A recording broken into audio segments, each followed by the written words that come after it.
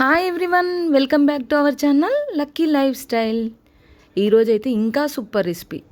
ఇది చూసి మీరు తప్పకుండా చేసుకుంటారు. ఆ రోజే చేసుకుంటారో ఏమో నాకు తెలియదు, చూసిన 2 గంటలకి 1 అవర్కే చేసుకుంటారు. ఎందుకంటే అంత మంచిగా ఉంటుంది, టేస్ట్ కూడా సూపర్ ఉంటుంది.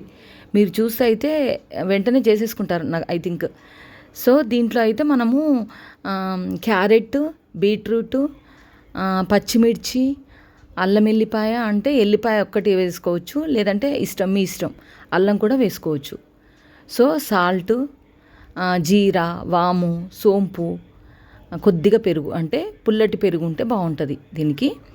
సో కొద్దిగా అయితే సుజీ రవ్వ అంటాం కదా, బొంబాయి రవ్వ అంటాము, ఉప్మా రవ్వ అంటాం చూడండి, ఆ సన్న రవ్వ తీసేసుకోవాలి. ఎంత 1 కప్పు అంటే ఒక్కరికి సరిపోనైనా ఇద్దరికి సరిపోనైనా చేసుకుంటే మటుకు 3 దోశలకైతే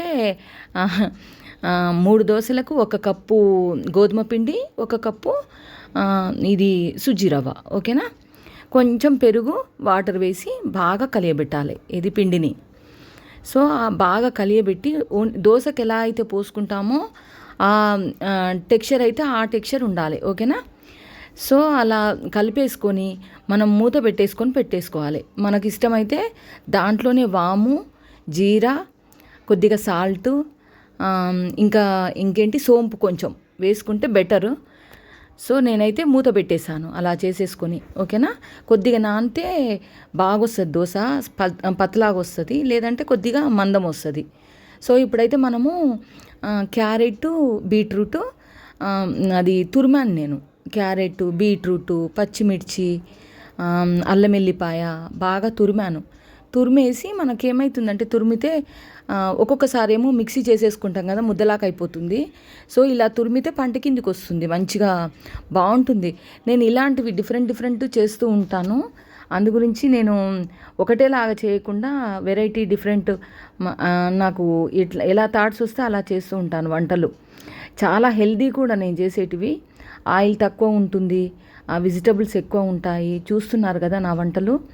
బాగా వాచ్ చేస్తూ ఉండండి, మీరు ట్రై చేస్తూ కూడా ఉండండి, నాకు కమెంట్ చేస్తూ ఉండండి, ఇలాంటివి చూస్తూ ఉండండి ఎప్పుడు. సో బెల్ కొడితే కూడా నాది నోటిఫికేషన్ ఆన్ అయి ఉంటే నాదేంటంటే మీకు వెంటనే నేను పెట్టిన వెంటనే మీకు అప్డేట్ అనేది వస్తుంది. అందు గురించి మీరు చూస్తూ ఉండండి, డైలీ వాచ్ చేసుకుని మీరు చేస్తుండండి, ట్రై చేస్తుండండి ఇంట్లో. ఎందుకంటే అందరూ హెల్తీగా ఉండాలి కదా, ఇంట్లో ఉండే వాళ్ళందరూ. మన ప్రయత్నం అయితే మనం చేస్తూ ఉండాలి.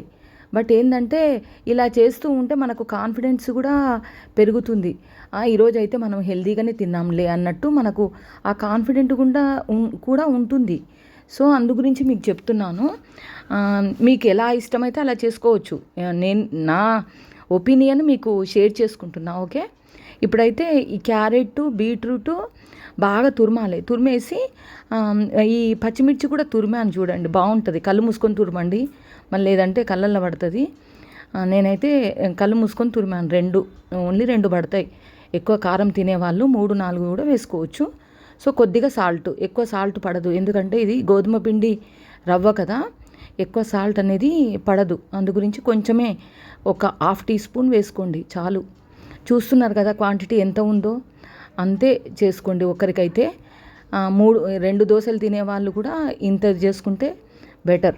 ఓకేనా. 1 కప్పు అంటే 4 టీ స్పూన్స్ అనుకోండి. 1 కప్పు అంటే 4 టీ స్పూన్స్ రవ్వ, 4 టీ స్పూన్స్ గోధుమ పిండి, 2 టీ స్పూన్స్ పుల్లటి పెరుగు. ఓకేనా. వేసుకొని సగం క్యారెట్, సగం బీట్రూట్ వేసేసుకొని బాగా కలియబెట్టుకొని పెన్నం వేడి చేసుకొని పెన్నం మీద ఇలా వితౌట్ ఆయిల్ వేసేయండి. వేసేసి కొద్దిగానే ఆయిల్ లేదంటే గీ పైన, ఎక్కువ అవసరమే లేదు, వచ్చేస్తుంది దోశ. ఎందుకంటే నాన్ స్టిక్ కాబట్టి వచ్చేస్తుంది. మామూలు పెన్నం అంటే వస్తుందో రాదో నాకు తెలియదు, ఇది నాన్ స్టిక్ కాబట్టి వెంటనే వచ్చేస్తుంది. సో నాన్ స్టిక్ అయితే యూజ్ చేయకుండానే బెటర్, ఎందుకంటే నా దగ్గర ఉంది కనుక యూజ్ చేస్తున్నా.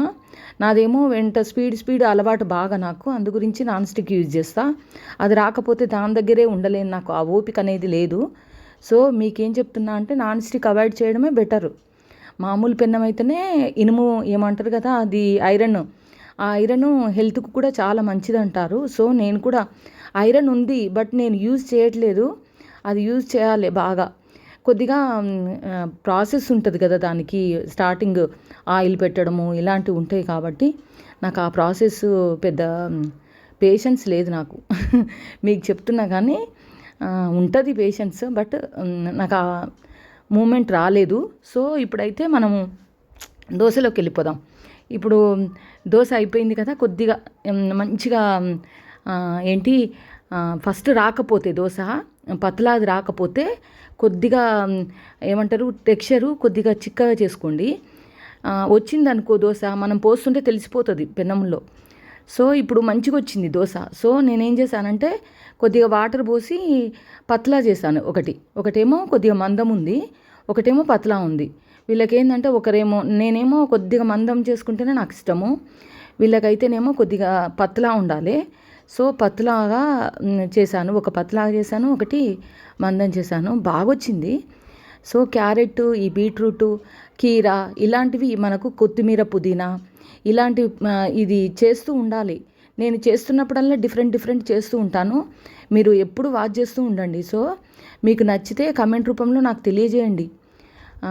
నచ్చితే లైక్ కూడా కొట్టండి, కమెంట్ చేయండి, లైక్ కొట్టండి. సో ఇలాంటివి ఎన్నో పెడుతూ ఉంటాను మీకు. మీరు ఎప్పుడైనా వాచ్ చేస్తూ ఉండండి, తప్పక వాచ్ చేయండి, ఓకేనా. ఇప్పుడైతే దోశ అయిపోయింది కదా, ఎంత బాగా వచ్చింది చూడండి. ఇన్ని వేసాం కదా మనము, ఏమంటారు క్యారెట్, బీట్రూట్ వేసాం కదా, దోశ రాదేమో అనుకుంటాము, కానీ సూపర్గా వచ్చింది చూడండి. ఈజీ చేయడం దోశ. సో ఇలా చేసుకుంటుంటే హెల్త్కు కూడా చాలా మంచిది. చూస్తూ ఉండండి, తప్పకుండా చూస్తూ ఉండండి. Please do like, share and subscribe. Comment మాత్రం మర్చిపోకండి, లైక్ కొట్టడం మాత్రం మర్చిపోకండి, ఓకేనా. ఇప్పుడైతే దోశ కంప్లీట్ అయిపోయింది కదా, ఇప్పుడైతే గార్నిష్ చేసుకుందాము. ఈ పొడి చేసుకున్నాను కదా, ఇప్పుడు మీకు పెట్టలేదు, ఈ పొడి నీకు పెట్టాలి, వీడియో చేస్తాను. సో ఇదైతే చాలా మంచిది, హెల్దీ కూడా, వితౌట్ ఆయిల్ అంతా. సో నేను పెరిగేసుకొని, ఈ పొడిలో పెరిగేసుకొని తింటాను ఎక్కువ. ఎప్పుడైనా దేనికైనా, ఏ బ్రేక్ఫాస్ట్కైనా ఈ పొడి చాలా బాగుంటుంది. ఆయిల్ ఎక్కువగా తినని వాళ్ళు, కంపల్సరీ డైట్ చేసే వాళ్ళకైతే బెటర్ అనుకోండి ఇది పొడి. ఇది మళ్ళీ వీడియో పెడతాను చూడండి, మీరు తప్పకుండా వాచ్ చేస్తూ ఉండండి. ఇలాంటివి ఎన్నో పెడుతూ ఉంటాను. ఈ పొడి అయితే మీకు మళ్ళీ వచ్చేసారన్నా కంపల్సరీ పెడతాను. మీరైతే ఇది చాలా బాగుంది, టేస్ట్ అయితే చాలా బాగా వచ్చింది. ఈ బీట్రూట్ దోశ, ఈ పొడి అద్దుకొని తింటే, అంటే ఇన్స్టెంట్ చట్నీ అనుకోండి. నచ్చితే please do like, share and subscribe.